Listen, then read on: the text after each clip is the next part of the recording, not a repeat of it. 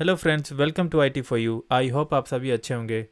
तो आज हम MCSA के नेक्स्ट टॉपिक के बारे में बात करेंगे, जो कि है DNS, डोमेन नेम सिस्टम।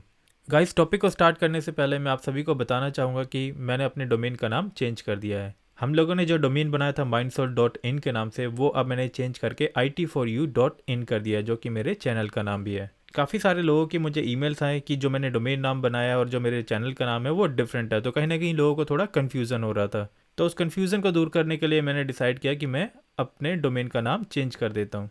तो जैसा कि आप सबको पता है कि जो मैंने डोमेन का नाम रजिस्टर किया था वो था mindsoul.in। ये हमने एक्टिव डायरेक्टरी पर डोमेन बनाया था, और ये डोमेन अब मैंने चेंज कर दिया है it4u.in के नाम से। तो यानी कि हमारा जो अभी नया डोमेन है उसका नाम है it4u.in।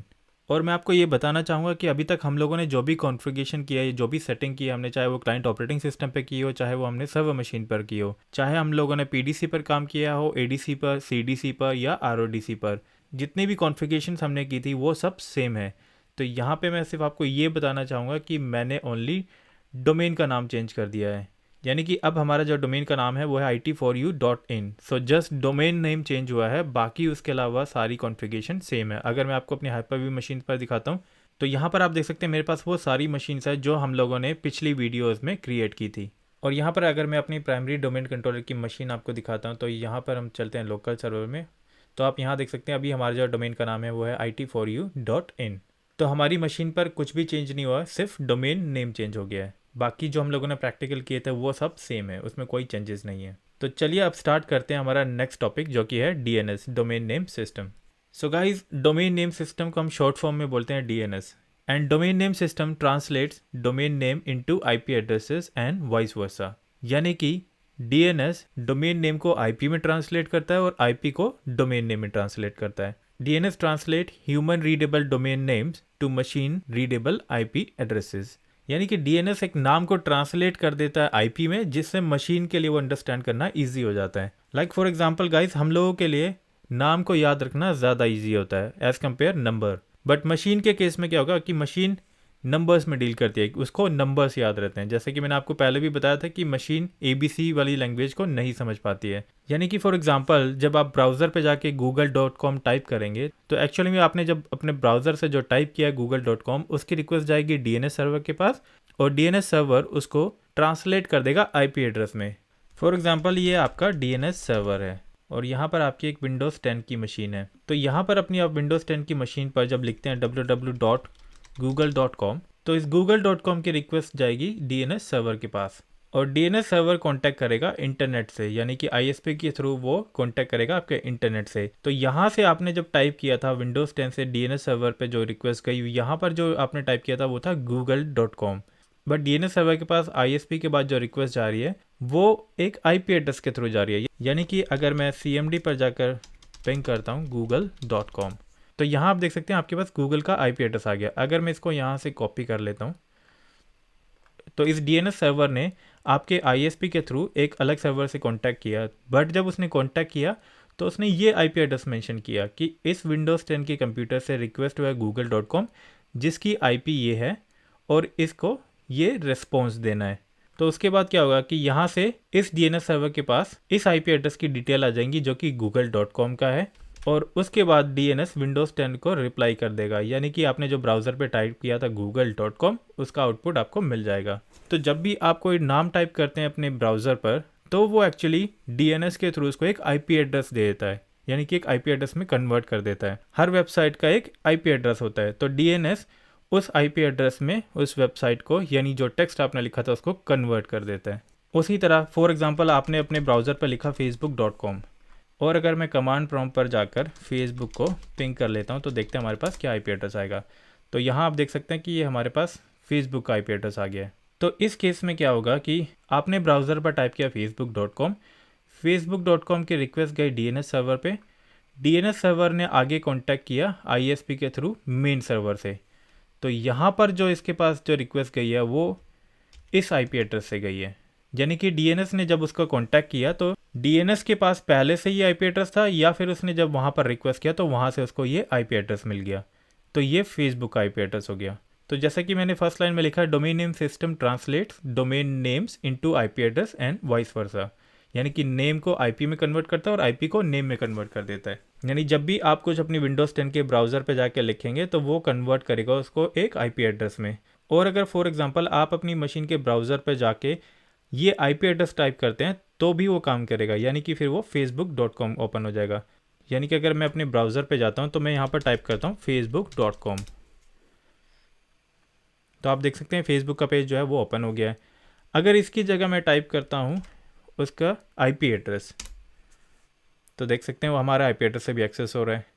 यानी कि चाहे आप नाम टाइप करें चाहे आप आईपी एड्रेस टाइप करें वो सेम रिज़ल्ट आपको देगा। लेकिन हमारे लिए हमेशा इजी होता है नाम को याद रखना। अगर मैं बात करूं कि आप सभी के पास अपना मोबाइल फ़ोन होगा और इस फ़ोन पर आपने अपने फ़ोन के एड्रेस बुक में 150 कॉन्टैक्ट्स सेव किए हुए हैं। अब अगर मैं बात करूं कि आपके 150 कॉन्टैक्ट्स में से आप कितने लोगों का नाम बता सकते हैं, तो हो सकता है कि आप 100+ लोगों का नाम अपनी इस कॉन्टैक्ट लिस्ट में से बता सकें। यानी कि आपको याद होगा कि मैंने किस किस का नंबर अपने मोबाइल फ़ोन में सेव किया हुआ है। अगर मैं 150 कॉन्टैक्ट्स की बात करूं तो इसमें से आप एटलीस्ट 100 नाम को ईजिली बता पाएंगे कि ये मेरे 100 फ्रेंड्स हैं जिनका मुझे नाम प्रॉपर तरीके से याद है। और उसके बाद अगर मैं ये कहूँ कि ये जो 100 लोग हैं, जो 100 आपके फ्रेंड्स हैं या फैमिली मेम्बर्स हैं, इनमें से कितने लोगों का नंबर आपको याद है, यानी कि कितने लोगों का मोबाइल नंबर आपको याद है। तो इसमें हो सकता है कि आप मुझे जो वैल्यू बताए कि मुझे 5 लोगों के नंबर याद है, 6 लोगों के नंबर याद है, या ज़्यादा से ज़्यादा 10 लोगों के नंबर याद है, या आपको इससे ज़्यादा भी याद हो सकते हैं। लेकिन मैक्सिमम पॉसिबिलिटीज़ क्या है कि आप नंबर से ज़्यादा नाम को बहुत ईजिली याद रख सकते हैं। तो हम ह्यूमंस के लिए नाम को याद रखना ज़्यादा ईजी होता है। तो यानी कि अगर आपने अपने ब्राउज़र पे जाके टाइप किया था google.com तो वो आपके लिए ईजी था टाइप करना। अगर मैं आपको ये कहूँ कि आपको google.com टाइप नहीं करना, आपको ये आईपी एड्रेस टाइप करना है, तो यानी कि ये आपको आईपी एड्रेस याद रखना पड़ेगा। और उसके अलावा भी काफ़ी सारी वेबसाइट होगी जिनका आईपी एड्रेस आपको याद करना पड़ेगा। तो आप एक आईपी एड्रेस याद कर लोगे, 2 याद कर लोगे, 3 याद कर लोगे, बट पॉसिबल नहीं है कि हम सारी वेबसाइट्स का आईपी एड्रेस याद कर सके। बट हम नाम ज़्यादा ईजिली याद रख सकते हैं। तो हमें आईपी एड्रेसेस को याद ना करना पड़े तो इस केस में हम डीएनएस सर्वर का यूज़ करते हैं। यानी कि अगर आपके पास घर पे जो इंटरनेट है, अगर आप वो राउटर यूज़ कर रहे हैं या फिर आप अपने मोबाइल से डेटा चला रहे हैं, तो आप जब भी कुछ गूगल पे जाके टाइप करते हैं या कुछ भी सर्च करते हैं तो वो जिस भी वेबसाइट के थ्रू जा रहा है तो वो एक्चुअली आईपी एड्रेस के थ्रू जा रहा है। यानी कि आपने किसी भी वेबसाइट का नाम अपने ब्राउज़र पे टाइप किया तो डीएनएस सर्वर उसको एक आईपी एड्रेस में कन्वर्ट कर देता है। यानी जो भी उस वेबसाइट का आईपी एड्रेस होगा वो उसको कन्वर्ट कर देगा उस आईपी एड्रेस पे, और वो रिक्वेस्ट आपके आईएसपी के थ्रू मेन सर्वर के पास चली जाएगी। यानी कि अगर आप डीएनएस की बात करें तो सब जगह डीएनएस यूज़ हो रहा है। आपके घर पे भी डीएनएस यूज़ हो रहा है, आपके ऑफिस में भी डीएनएस यूज़ हो रहा है, आप मोबाइल पे जो इंटरनेट चला रहे हैं वो भी डीएनएस के थ्रू यूज़ हो रहा है। तो आपको डीएनएस सर्वर की ज़रूरत हर जगह पड़ती है, यानी कि सब जगह डीएनएस सर्वर यूज़ हो रहा है। तो उसी तरह अगर आप किसी कंपनी में जाते हैं तो फॉर एग्जांपल आपके पास यहाँ पर ये अलग अलग तरह की मशीन्स है जो कि आपकी कंपनी इन्वायरमेंट में है, और यहाँ पर आपका डीएनएस सर्वर लगा हुआ है। यानी कि ये आपका डीएनएस सर्वर है, ये आपकी विंडोज़ 10 की मशीन है। तो यहाँ पर आपकी जितनी भी मशीन है इनके पास एक यूनिक नाम है। फॉर एग्जांपल अगर मैं इसको नाम देता हूँ IT4U WS यानी कि वर्क स्टेशन 01, उसी तरह मैं इस मशीन को नाम देता हूँ 02, इस मशीन को नाम देता हूँ 03 एंड इस मशीन को नाम देता हूँ 04। और इस मशीन पे जो आईपी एड्रेस है वो 172.16.20.21, और इस मशीन पे जो आईपी एड्रेस है वो है 22, यहाँ पे जो आईपी एड्रेस है वो है 23, और यहाँ पर जो आईपी एड्रेस है वो है .24। तो यहाँ आप देख सकते हैं कि आपके इस कंपनी इन्वायरमेंट में आपके पास मशीन के नाम भी है और मशीन के आईपी एड्रेस भी है। तो कंपनी इन्वायरमेंट में डीएनएस सर्वर जो आपका होगा, जो भी आपने डीएनएस सर्वर बनाया हुआ है, उस डीएनएस सर्वर के पास आपके इन सारी मशीन्स की डिटेल होंगी कि इनका आईपी एड्रेस क्या है और इनका नाम क्या है, यानी कि होस्ट नेम क्या है। अगर आप अपनी कंपनी इन्वायरमेंट में किसी भी मशीन पर जाकर टाइप करेंगे पिंग 172.16.20.21 तो ये पिंग करेगा आपकी इस मशीन को। और अगर आप यहाँ पे लिखते हैं पिंग IT4U WS01 तो भी ये पिंग करेगा आपकी इसी मशीन को, क्योंकि आपके डीएनएस सर्वर के पास आपकी इस मशीन का नाम भी है और आईपी एड्रेस भी है। उसी तरह जब भी आप कुछ ब्राउज़र पे टाइप करते हैं तो डीएनएस सर्वर के पास उस वेबसाइट का नाम भी होता है और उस वेबसाइट का आईपी एड्रेस भी होता है।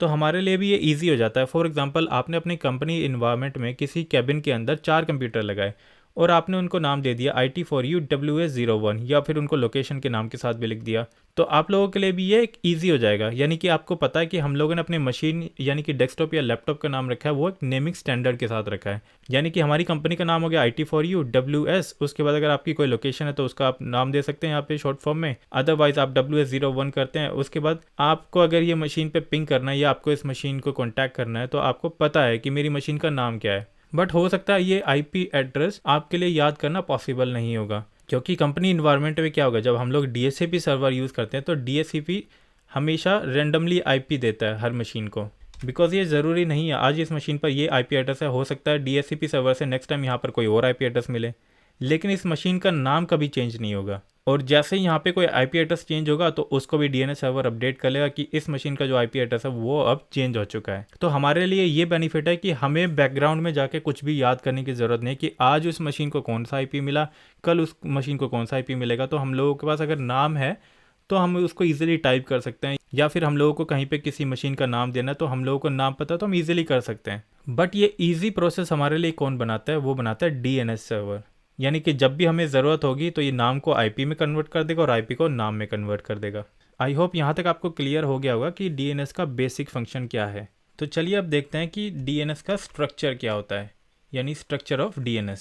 सो गाइस, जो DNS का स्ट्रक्चर है वो हिरारिकल और इन्वर्स ट्री स्ट्रक्चर में काम करता है। यानी कि DNS का जो स्ट्रक्चर है वो हिरारिकल है एंड ये एक इन्वर्स ट्री स्ट्रक्चर में काम करता है। अब ये इन्वर्स ट्री स्ट्रक्चर क्या होता है, तो फॉर एग्जांपल जैसा कि आप इस इमेज में देख पा रहे हैं कि हमारे पास यहाँ पर एक ट्री है। ट्री में आप देख पा रहे हैं कि ये जो पार्ट है ये हमारा रूट का पार्ट है, यानी कि ये इसकी जड़ें हैं जिसको हम लोग रूट बोलेंगे। और इसके जो जितनी भी शाखाएं इसकी निकली हुई है ये हमारी अलग अलग वेबसाइट है। यानी कि ये जो है हमारा IT4U.in है, ये Amazon.us है, ये Amazon.in है, ये हमारा Google.com है, Google.in है, Google.uk है, College.edu, Facebook.com।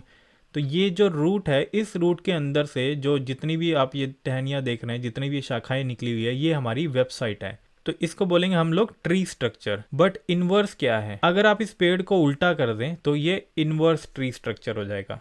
यानी कि अगर मैं इस पेड़ को उल्टा कर देता हूँ तो ये अब इनवर्स ट्री स्ट्रक्चर हो गया है। तो आप देख सकते हैं इसमें रूट जो है वो ऊपर चले गए हैं और वेबसाइट जो है जितनी भी है सब नीचे आ गई हैं। तो अब ये हो गया है आपका इनवर्स ट्री स्ट्रक्चर। DNS के स्ट्रक्चर में जो रूट्स होती हैं वो ऊपर होती हैं और उसकी जो शाखाएं होंगी वो नीचे होती हैं। तो चलिए इसके बारे में और डिटेल से जानते हैं कि हमारा जो स्ट्रक्चर रूट से स्टार्ट होता है तो उसके बाद आगे वो कैसे काम करता है। सो गाइस, फॉर एग्जांपल यहाँ से हम लोग स्टार्ट करते हैं, ये है हमारा रूट। और जो हम रूट को रिप्रेजेंट करते हैं वो करते हैं हम डॉट के साथ। यानी कहीं भी अगर आप किसी भी कंपनी में देखेंगे तो आपका जो रूट हम लोग हमेशा जो रिप्रेजेंट करते हैं वो डॉट के साथ करते हैं। और अब रूट के बाद जो स्टार्ट होगा हम लोग उसको बोलते हैं टॉप लेवल डोमेन। अब टॉप लेवल डोमेन क्या होते हैं, टॉप लेवल डोमेन होते हैं जैसे कि आप लिखते हैं google.com। सो जो ये कॉम है ये टॉप लेवल डोमेन है। और फॉर एग्जांपल .org, काफ़ी सारी ऑर्गेनाइजेशन है जो नॉन प्रॉफिट ऑर्गेनाइजेशन है वो लोग यूज़ करते हैं .org। या उसके अलावा आपने किसी यूनिवर्सिटी या किसी कॉलेज की वेबसाइट देखी होगी तो वो लास्ट में वहाँ पर होता है .edu। आपने कोई गवर्नमेंट की वेबसाइट देखी होगी तो वहाँ पर होता है .govt। और अगर आप किसी कंट्री डोमेन की बात करें तो .in, .us। तो यहाँ पर आप जितने भी डोमेन देख रहे हो ये सारे टॉप लेवल डोमेन है। यानी कि रूट के बाद जो आएगा वो होगा top level domain .com, .org, .edu, .govt, .in, .us। तो ये सारे टॉप लेवल डोमेन आपने नोटिस किए होंगे जब भी आपने कोई वेबसाइट इस तरह की यूज़ की होगी। अब टॉप लेवल डोमेन के बाद आते हैं सेकेंड लेवल डोमेन। अब टॉप लेवल डोमेन के बाद क्या आता है, टॉप लेवल डोमेन के बाद आता है सेकेंड लेवल डोमेन। अब सेकेंड लेवल डोमेन में क्या होता है, यानी कि यहाँ पर आपने लिखा गूगल, तो ये आपका एड्रेस क्या होगा यहाँ से google.com। यानी कि गूगल आपका सेकेंड लेवल है और कॉम आपका टॉप लेवल डोमेन है। तो यहाँ पर सेकेंड लेवल हो गया डोमेन जो हो गया वो हो गया गूगल। एंड यहाँ पे फॉर एग्जांपल आप लिख दीजिए change.org भी एक वेबसाइट है। एंड उसके अलावा किसी भी यूनिवर्सिटी या किसी भी कॉलेज की आप वेबसाइट देखते हो तो वहाँ पे आप लगाते हैं कॉलेज का जो भी नाम होगा, यूनिवर्सिटी का जो नाम होगा .edu। कोई भी गवर्नमेंट की वेबसाइट होगी या किसी भी आप स्टेट गवर्नमेंट की वेबसाइट देखते हैं या सेंट्रल गवर्नमेंट की वेबसाइट देखते हैं तो वहाँ पर जो भी गवर्नमेंट होगी उसका नाम होगा, उसके बाद होगा .govt। और इनमें फॉर एग्जांपल हम लोग यहाँ पर लिख लेते हैं IT4U। जैसे कि मैंने बताया था कि मैंने अपने डोमेन का नाम चेंज कर दिया है, यानी कि अब हमारा जो डोमेन है वो है IT4U.in और इससे पहले क्या था mindsoul.in। तो ये हमारा सेकंड लेवल है। माइंडसोल भी हमारा सेकंड लेवल डोमेन था और ये IT4U भी हमारा सेकंड लेवल डोमेन है। अब फॉर एग्जांपल मैं यूएस की बात करूं, अगर आप यहाँ पर लिखते हैं amazon.us, तो ये यूएस की वेबसाइट है, तो ये सेकंड लेवल डोमेन में आ गया। तो यहाँ पर आप जितने भी नाम देख पा रहे हैं ये सब सेकंड लेवल डोमेन है। यानी जो गूगल है वो सेकंड लेवल डोमेन में है, चेंज, कॉलेज, XYZ या IT4U या अमेज़न ये सेकंड लेवल डोमेन है। जैसे कि आप इंडिया में शॉपिंग करते तो flipkart.com या उसके अलावा भी काफ़ी सारी वेबसाइट है, तो जितने भी वो फर्स्ट नाम है वो सब सेकंड लेवल डोमेन है। और उसके बाद अगर आप com.org.edu.in.us जो लगा रहे हैं वो फर्स्ट लेवल डोमेन है। एंड सेकंड लेवल डोमेन के बाद क्या आएगा? सेकंड लेवल डोमेन के बाद हमारे पास आता है होस्ट। इसको हम होस्ट भी बोलते हैं या फिर हम इसको बोल सकते हैं सब डोमेन। अब ये होस्ट या सब डोमेन क्या होता है? सो गाइस फॉर एग्जांपल आप यहाँ पर लिखते हैं www. यानी कि आपकी अब जो वेबसाइट है वो होगी www.google.com एंड उसके बाद भी डॉट लगता है। यानी कि जो आप ये रूट की बात कर रहे हैं, तो अगर आप कॉम लिखते हैं तो कॉम के लेफ्ट साइड और राइट साइड दोनों जगह आप डॉट लगा सकते हैं। यानी कि पहले जो आया www, उसके बाद डॉट, उसके बाद google.com and again dot. Usually हम जब भी वेबसाइट का नाम टाइप करते हैं तो हम लोग लास्ट में डॉट नहीं लगाते हैं, वो हमें लगाने की ज़रूरत नहीं होती। लेकिन अगर आप गूगल पर जाकर लिखते हैं www.google.com एंड उसके बाद भी अगर आप डॉट लगाते हैं, अगर आप एंटर करेंगे तो भी आप उस वेबसाइट को एक्सेस कर पाएंगे। ये डॉट लगाने की हमें ज़रूरत नहीं होती, ये बाय डिफ़ॉल्ट कन्वर्ट कर देता है। तो होस्ट जो होगा या सब डोमेन हम जिसको बोलते हैं वो हो गया www। change.org के लिए फॉर एग्जांपल हम लोग यहाँ पे लिख देते हैं वर्ल्ड। एंड कॉलेज EG के लिए आप लोग फॉर एग्जांपल हम लोग यहाँ पे आपके किसी कोर्स का नाम डाल देते हैं। यानी कि आप कोई IT का कोर्स करें तो यहाँ पे हम लोग लिख देते हैं IT। तो ये आपका एड्रेस क्या बनेगा? IT डॉट आपके कॉलेज का नाम .edu, यानी कि ये वेबसाइट हो गई। गवर्नमेंट का क्या होगा? यानी फॉर एग्जांपल यहाँ पे हम किसी डिपार्टमेंट का नाम डाल देते हैं। यानी कि पासपोर्ट आप बना रहे हैं तो हम लोगों ने ये वेबसाइट बना ली पासपोर्ट डॉट, उसके बाद जो भी स्टेट गवर्नमेंट का नाम या जो भी यहाँ पर होगा .xyz एंड .govt, तो वो आपकी वेबसाइट ओपन हो जाएगी। अब देखते हैं .in। IT4U हमारा सेकंड लेवल डोमेन था। तो यहाँ पर जैसे कि आपको याद होगा हम लोगों ने एक CDC बनाया था, चाइल्ड डोमेन कंट्रोलर, तो इसको हम दे देते हैं mail.it4u.in। तो ये हमारा यानी कि CDC है। जैसे आपको याद होगा हम लोगों ने CDC बनाया था, तो आपको याद होगा हम लोगों ने जब चाइल्ड डोमेन कंट्रोलर बनाया था तो हमने अपने डोमेन के नाम के आगे मेल लगाया था, यानी कि ये हमारा सब डोमेन है। उसी तरह आप अमेज़न की बात करते हैं तो फॉर एग्जांपल मैंने यहाँ पे वेबसाइट लगा दी है शॉपिंग। तो यहाँ आप ये जितने भी देख रहे हैं ये सब लोग हमारे होस्ट है, यानी कि जिसको हम सब डोमेन भी बोलते हैं। तो जैसे कि आप देख रहे हैं टॉप लेवल, सेकंड लेवल और होस्ट नेम को बना के एक वेबसाइट बन गई है। यानी कि जो आपका रूट कनेक्ट है आपके टॉप लेवल डोमेन से, उसके बाद आपके टॉप लेवल डोमेन कनेक्ट है सेकंड लेवल डोमेन से, और आपके सेकंड लेवल डोमेन कनेक्टेड है आपके होस्ट नेम से, या कि जिसको आप सब डोमेन भी बोल सकते हो। तो आपका जो सेकंड लेवल डोमेन कनेक्ट हो गया आपके सब डोमेन से। तो ये हमारा टॉप पे क्या हो गया? हमारा जो टॉप पे है ये रूट हो गया, यानी कि ये हमारा जो पेड़ है ये उसकी रूट्स हैं और ये हमारी अलग अलग ब्रांचेस निकली हुई है ट्री में से, जिसको कि हमने डिफाइन किया टॉप लेवल डोमेन में, सेकंड लेवल डोमेन में एंड सब डोमेन में। तो यानी कि अगर आप इस एड्रेस को लिखते हैं तो कैसे लिखेंगे? हम जब भी इन्वर्स ट्री स्ट्रक्चर में किसी एड्रेस को लिखते हैं तो उसको नीचे से स्टार्ट करते हैं, यानी कि होस्ट से स्टार्ट करते हैं। अगर आपके पास होस्ट नहीं है तो हम सेकंड लेवल डोमेन से करेंगे। तो सबसे पहले आप क्या लिखेंगे? सबसे पहले आप लिखेंगे www, यानी कि आपका जो सब डोमेन है, यानी कि www लिखेंगे। उसके बाद हम लोग डॉट ऐड करेंगे, जो मैंने बताया था रूट को हमेशा डॉट से रिप्रेजेंट करते हैं। उसके बाद आपको लिखना सेकंड लेवल डोमेन, यानी कि गूगल, उसके बाद अगेन डॉट एंड उसके बाद टॉप लेवल डोमेन। आपका यहाँ पे टॉप लेवल डोमेन .in है, .org है, .edu, govt, .in, .us, जो भी यहाँ पे टॉप लेवल डोमेन होगा वो आप लिख सकते हो। तो हमारे केस में यहाँ पे .com है तो हम लोग .com लिख देते हैं और उसके बाद डॉट। ये वाला जो डॉट है ये डॉट आपको लगाने की ज़रूरत नहीं होती। जैसे कि मैंने बताया था अगर आप टाइप करेंगे www.google.com तो भी आपको वही रिजल्ट देगा। एंड उसके बाद ये वाले डोमेन को हम कैसे लिखेंगे? यानी कि world .change.org, यानी कि ये हमारा इसका फुली क्वालिफाइड डोमेन हो गया। हम जब भी ऐसे लिखेंगे फुल नेम, उसको हम लोग बोलते हैं FQDN, fully qualified domain name. तो अब थर्ड वाले का क्या नाम होगा? यहाँ पे लिखते हैं हम IT.college.edu डॉट, यानी कि ये इसका फुली क्वालिफाइड डोमेन नेम हो गया। एंड इसका होगा passport.xyz.govt एंड उसके बाद भी आप डॉट लगा सकते हैं। तो ये आपकी चॉइस है, आप लगाना चाहते हैं तो लगा सकते हैं, अगर नहीं लगाना चाहते हैं तो कोई बात नहीं। और तो ये गवर्नमेंट की इस वेबसाइट का फुली क्वालिफाइड डोमेन नेम हो गया। एंड उसके बाद अगर बात करते हैं IT4U की, तो mail.it4u.in. ये इसका फुली क्वालिफाइड डोमेन नेम हो गया। एंड इसकी अगर हम बात करें तो यहाँ पर हम लोग लिखते हैं shopping.amazon.us। तो यहाँ पर आप जो ये देख रहे हैं ये फुली क्वालिफाइड डोमेन नेम है, यानी कि ये होस्ट नेम को, सेकंड लेवल डोमेन को, टॉप लेवल डोमेन और रूट को मिलाकर बने हैं। यानी कि ये हमारा DNS का स्ट्रक्चर है। तो ये इन्वर्स ट्री हो गया, यानी कि हमारे जो रूट्स हैं वो ऊपर चले गए और हमारी जो ब्रांचेज है उसकी जो शाखाएं हैं वो नीचे हो गई है। तो और जब भी आप इसको एड्रेस को लिखेंगे तो आपको ऐसे लिखना है। अगर आप टॉप से स्टार्ट करते हैं तो आपको कॉम से स्टार्ट करना होगा, फिर गूगल, फिर होस्ट नेम। और अगर आप यहाँ से बॉटम से स्टार्ट करते हैं तो आपको पहले सब डोमेन, उसके बाद सेकंड लेवल डोमेन जो कि गूगल है, उसके बाद टॉप लेवल जो कि .com है, एंड उसके बाद डॉट। तो ये डॉट जो मैंने बताया कि आपको ये ज़रूरी नहीं आपको लगाना है, बट ये रिप्रेजेंट करता है रूट को।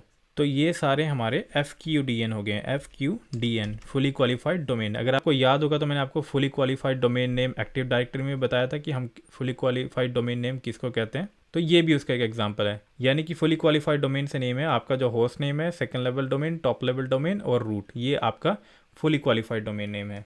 तो यहाँ आप देख सकते हैं मैंने इजी अंडरस्टैंडिंग के लिए लिख भी दिया है कि जो हमारे जो रूट डोमेन होता है उसको हम रिप्रेजेंट करते हैं डॉट से। टॉप, ये हमारे टॉप लेवल डोमेन्स हैं, एंड सेकंड लेवल डोमेन होता है ये चेंज, गूगल, DU कॉलेज या डली या IT4U या अमेजन या उसके अलावा फ्लिपकार्ट या कोई भी वेबसाइट का जो नाम है वो सेकंड लेवल डोमेन है। और होस्ट नेम क्या होगा, www. या फिर मेल या शॉपिंग, सेल्स, मेल एक्सेट्रा। अगर आपको याद होगा तो मैंने यहाँ पर आपको एक वेबसाइट ओपन करके दिखाई थी, rediff.com। तो यहाँ पर आप देख सकते हैं www.rediff.com। तो ये क्या है, ये आपका होस्ट है www। उसके बाद जो रेडिफ है, रेडिफ आपका सेकंड लेवल डोमेन है। उसके बाद जो .com है ये आपका टॉप लेवल डोमेन है। और अगर मैं यहाँ पर क्लिक करता हूँ रेडिफ मेल पर, तो देखिए यहाँ भी चेंज हो गया है। तो यहाँ पे www की जगह मेल हो गया है।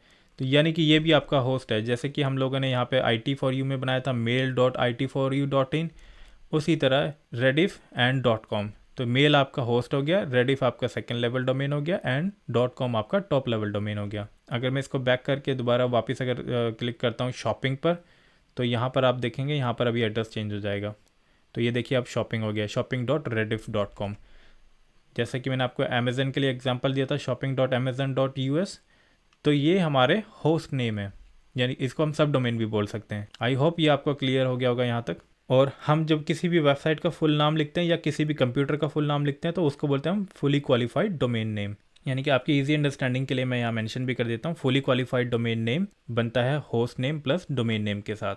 अगर मैं यहाँ पे FQDN का एग्जांपल लिखता हूँ तो ये www.google.com हमारा FQDN नेम है, ये हमारा डोमेन नेम है, एंड ये www. ये हमारा होस्ट नेम हो गया। आई होप यहाँ तक आपको क्लियर हो गया होगा कि host name, domain name, first level domain, top level domain और होस्ट क्या होता है और रूट क्या होता है। तो ये बेसिकली हमारा इन्वर्स ट्री स्ट्रक्चर है। तो चलिए अब ये जानते हैं कि जो हमारे जो इन्वर्स ट्री स्ट्रक्चर है ये काम कैसे करता है, ये कंपनी इन्वायरमेंट में कैसे काम करता है। अगर आप घर से कोई भी इंटरनेट यूज़ कर रहे हैं तो ये कैसे काम कर रहा है।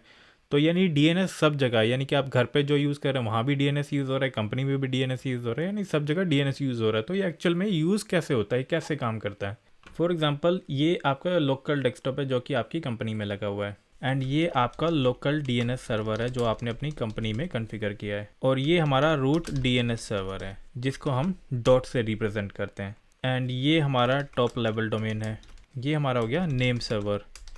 नेम सर्वर यानी कि इसको होस्ट भी बोल सकते हैं, सब डोमेन भी बोल सकते हैं, जो हम लोगों ने यहाँ पर कॉन्फ़िगर किया है। तो ये मैं आपको बताऊंगा कि नेम सर्वर हम किसको कहते हैं। तो यहाँ पर मैं आपकी बेसिक अंडरस्टैंडिंग के लिए ये लिख भी देता हूँ कि जो नेम सर्वर होता है वो डेडिकेटेड सर्वर होता है, find sites by domain name and like a contact list. तो ये मैं अभी आपको एक्सप्लेन करूँगा कि एग्जैक्टली होता क्या है। फॉर एग्जाम्पल कंपनी इन्वायरमेंट में आपने अपने डेस्कटॉप के ब्राउज़र पर जाकर टाइप किया www.google.com, और आपने ये जो सर्वर है ये फर्स्ट टाइम बनाया है, ये सर्वर एकदम फ्रेश है, इसके डेटाबेस में कोई भी एंट्री, किसी भी तरह की एंट्री नहीं है, यानी कि ये एकदम स्टार्टिंग फ्रेश सर्वर है। तो जब आप google.com लिखते हैं अपने ब्राउज़र पे तो इसकी रिक्वेस्ट जाएगी आपके लोकल DNS के पास, यानी कि जो आपकी कंपनी में लोकल DNS सर्वर लगा हुआ है। और उसके बाद आपका जो लोकल DNS सर्वर वो ये चेक करता है कि उसके डेटाबेस में www.google.com की IP नहीं है, तो ये उसके लिए कांटेक्ट करता है रूट सर्वर को। अब रूट DNS सर्वर कैसे रिजॉल्व करेगा इसको, तो रूट DNS क्या करेगा, सबसे पहले इसका टॉप लेवल डोमेन देखेगा,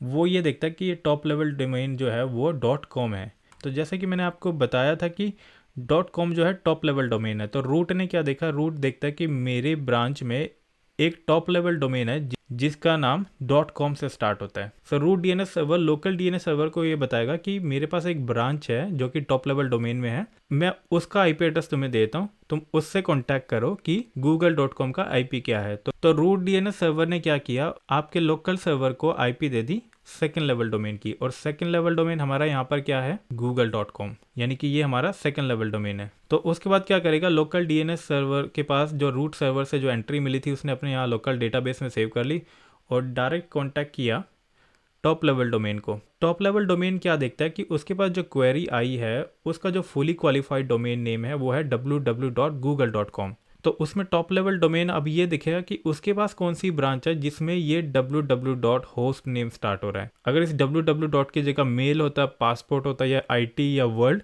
तो ये उसको चेक करता। अब सेकंड लेवल डोमेन क्या देख रहा है कि वो ये देख रहा है कि हाँ मेरे पास एक ब्रांच है जिसका एड्रेस www से स्टार्ट होता है। अब टॉप लेवल डोमेन क्या करेगा, टॉप लेवल डोमेन जो होगा वो आपके लोकल डीएनएस सर्वर को कांटेक्ट करेगा कि भाई ये इसका आईपी है, यानी कि इसने चेक किया इसके डेटाबेस में इसको एक ब्रांच मिली जो कि www से स्टार्ट होती है। तो टॉप लेवल डोमेन सर्वर ने लोकल डीएनएस सर्वर को इसका आईपी एड्रेस भेज दिया। अब यहाँ से क्या करेगा, आपका जो लोकल डीएनएस सर्वर है उसने टॉप लेवल डोमेन की जो इन्फॉर्मेशन थी वो अपने लोकल डेटाबेस में सेव कर ली और उसके बाद नेम सर्वर को कांटेक्ट किया। अब नेम सर्वर क्या है, नेम सर्वर वो सर्वर है जहाँ पे ये वेबसाइट होस्ट है, यानी कि www.google.com की जो इन्फॉर्मेशन है वो नेम सर्वर पे, ये एक डेडिकेटेड सर्वर है इस FQDN के लिए, जहाँ पे आप साइट्स के नाम से उनको सर्च कर सकते हैं। मतलब वहाँ पे आपको सारी साइट्स मिलेंगी, यानी कि ये आपकी पूरी कॉन्टैक्ट लिस्ट है यहाँ पे वेबसाइट की। यानी कि फॉर एग्जांपल ये वेबसाइट को आपने यहाँ पर कॉन्फ़िगर किया हुआ है, उसी तरह आपने world.change.org को यहाँ पर किया हुआ है, it.college.edu को इसी पर किया हुआ है, mail.it4u.in की वेबसाइट को भी यहाँ पर होस्ट किया हुआ है, shopping.amazon.us की वेबसाइट को भी यहाँ पर होस्ट किया हुआ है। तो इस नेम सर्वर के पास ये सारे होस्ट की डिटेल है, यानी ये जो होस्ट है यहाँ पर आप ये प्रॉपर कॉन्फ़िगर है। तो उसके बाद क्या होगा, जब टॉप लेवल डोमेन ने आपके लोकल डीएनएस सर्वर को ये बताया कि हाँ मेरे पास एक ब्रांच है जो कि स्टार्ट होती है www से, उसका आईपी एड्रेस ये है, तो आपका लोकल डीएनएस सर्वर कांटेक्ट करेगा नेम सर्वर को और नेम सर्वर उसके बाद रिप्लाई कर देगा आपके लोकल डीएनएस सर्वर को आईपी के साथ कि google.com का ये आईपी है। फॉर एग्जांपल जैसे कि हम लोगों ने यहाँ पर देखा था कि ये हमारा गूगल का आईपी एड्रेस है, तो मैं इसको यहाँ से कॉपी कर लेता हूँ और यहाँ पर इसको मैं पेस्ट कर देता हूँ। तो यानी कि अभी नेम सर्वर ने आपके लोकल डीएनएस सर्वर को बताया कि गूगल का जो आईपी है वो ये गूगल का आईपी है। तो उसके बाद आपका लोकल डीएनएस सर्वर आपके इस डेस्कटॉप को आउटपुट देने से पहले इस आईपी को अपने लोकल डेटाबेस में सेव कर लेगा और आपको आउटपुट दे देगा। और नेक्स्ट टाइम जब भी आप यहाँ पर www.google.com लिखेंगे तो उसकी रिक्वेस्ट आपके लोकल डीएनएस सर्वर पे जाएगी और लोकल डीएनएस सर्वर डायरेक्ट इस आईपी एड्रेस को टारगेट कर देगा, यानी कि आपको यहाँ पर स्ट्रेट अवे रिजल्ट मिल जाएगा। तो यानी कि अगर आपके लोकल डीएनएस सर्वर में जो भी वेबसाइट आप टाइप कर रहे हैं उसकी अगर डिटेल होंगी उसके लोकल डेटाबेस में तो वो आपको आउटपुट दे देगा, अदरवाइज वो ये प्रोसेस फॉलो करेगा। तो वहाँ से वो रूट को कांटेक्ट करेगा, अगर रूट के पास कोई डिटेल नहीं होगी तो वो उसको नेक्स्ट स्टेप के लिए इन्फॉर्मेशन देगा। उसके बाद अगर किसी दूसरे सर्वर पर रिक्वेस्ट जाएगी तो उसके बाद वो सर्वर भी लोकली चेक करेगा और उसको दूसरे सर्वर पर टारगेट कर देगा जो कि उसका आईपी एड्रेस होगा। तो आई होप यहाँ तक आपको ये क्लियर हो गया होगा कि ये कैसे काम करता है। अगर आपका कोई भी क्वेश्चन है या अगर आप मुझसे कुछ भी पूछना चाहते हो तो मुझसे कमेंट में ज़रूर पूछ सकते हैं या फिर मुझे ईमेल कर सकते हैं support@it4u.in पर। तो ये देखा आपने स्ट्रक्चर ऑफ डीएनएस की हिरारिकल और इन्वर्स ट्री स्ट्रक्चर में कैसे होता है। तो इसके बाद आता है हमारे डीएनएस जोन्स कि हमारे डीएनएस जोन्स कौन कौन से होते हैं। और गाइस ये कि इंटरव्यू क्वेश्चन भी है कि हमारे डीएनएस जोन कौन कौन से हैं। तो हमारे पास जो डीएनएस जोन्स होते हैं वो है forward lookup zone and reverse lookup zone. जो फॉरवर्ड लुकअप जोन होता है वो रिजॉल्व करता है नाम को आईपी एड्रेस में और जो रिवर्स लुकअप जोन होता है वो रिजॉल्व करता है आईपी एड्रेस को नाम में। यानी कि फॉर एग्जांपल हमारा जो www.it4u.in है ये इसको कन्वर्ट करेगा आईपी एड्रेस में। जैसे कि आपको पता है कि हमारे जो डीसी है डोमेन कंट्रोलर उसका जो आईपी एड्रेस है वो 172.16.20.5, तो फॉरवर्ड लुकअप जोन इसको ट्रांसफ़र कर देगा इस आईपी में। और अगर हम लिखते हैं www.google.com तो उसके बाद जो भी गूगल की आईपी होगी वो उसको कन्वर्ट कर देगा यानी रिजॉल्व कर देगा। तो जब भी आप www.it4u.in लिखेंगे तो फॉरवर्ड लुकअप जोन उसको रिजॉल्व करेगा आईपी एड्रेस में। उसी तरह रिवर्स लुकअप जोन क्या करेगा, रिवर्स लुकअप जोन क्या करेगा, हमारे इस आईपी एड्रेस को अगर आप टाइप करेंगे 172.16.20.5 तो ये इसको रिजॉल्व कर देगा आपके नाम में, यानी कि www.it4u.in पर। और यहाँ से अगर आप कोई गूगल का आईपी एड्रेस अगर आप टाइप करते हैं तो वो उसको रिजॉल्व कर देगा www.google.com में। तो ये फंक्शन है रिवर्स लुकअप जोन का, एंड ये फंक्शन है हमारा फॉरवर्ड लुकअप जोन का। तो चलिए फॉरवर्ड लुकअप जोन के अंदर देखते हैं कि फॉरवर्ड लुकअप जोन के अंदर हमें और कौन कौन सी चीज़ें मिलती हैं। तो फॉरवर्ड लुकअप जोन के अंदर हमारे पास जो जोन्स होते हैं वो होते हैं primary zone, secondary zone, stub zone and active directory integrated zone. तो ये जोन्स क्या होते हैं और कैसे काम करते हैं इसके बारे में हम लोग डिस्कस करेंगे नेक्स्ट वीडियो में। तो आज के लिए इतना ही, यानी कि हम लोग अभी आज फिनिश कर रहे हैं डीएनएस जोन पे, जो कि फॉरवर्ड लुकअप जोन है एंड रिवर्स लुकअप जोन है, और ये कैसे काम करते हैं ये मैं आपको आगे आने वाली वीडियोस में एक्सप्लेन करूंगा। And trust me guys, DNS का ये टॉपिक कुछ भी मुश्किल नहीं है, आपको थोड़ा सा कॉन्सेप्ट समझना है कि फॉरवर्ड लुकअप जोन के अंदर जो जोन है वो कैसे काम करते हैं एंड रिवर्स लुकअप जोन के अंदर जो जोन होंगे वो कैसे काम करते हैं। एंड ये सब कुछ ऑटोमेटिकली लिंक रहता है, यानी कि आपको ज़्यादा कुछ करना नहीं होता, बट आपको इंडिविजुअली ये समझने की ज़रूरत है कि आप प्राइमरी जोन कैसे बनाएंगे, सेकेंडरी जोन कैसे बनाएंगे, स्टब जोन कैसे बनाएंगे। बट ये सब कुछ हाइपर लिंक होता है, यानी कि ये सारी चीज़ें एक दूसरे से लिंक है। आपको ओनली ये पता होना चाहिए कि आपको अगर मैनुअली कोई एंट्री करनी है तो आप कैसे करेंगे, अदरवाइज ये सारा कुछ ऑटोमेशन के साथ होता है, यानी कि ऑटोमेटिकली सारी चीज़ें हो जाती हैं। और ये बहुत ही ज़्यादा इंटरेस्टिंग और सिंपल रहने वाला है, तो हम लोग बात करेंगे इससे आगे के जोन्स के बारे में नेक्स्ट वीडियो में। तो आज के लिए इस वीडियो में इतना ही। आई होप आपको ये वीडियो ज़रूर पसंद आई होगी। अगर आपको ये वीडियो पसंद आती है तो वीडियो को लाइक, कमेंट एंड शेयर करना ना भूलें, और आने वाली एमसीएसए की नई वीडियोज़ के लिए हमारे चैनल को ज़रूर सब्सक्राइब करें। तो चलिए मिलते हैं आपसे एमसीएसए की नेक्स्ट वीडियो में। Thanks for watching.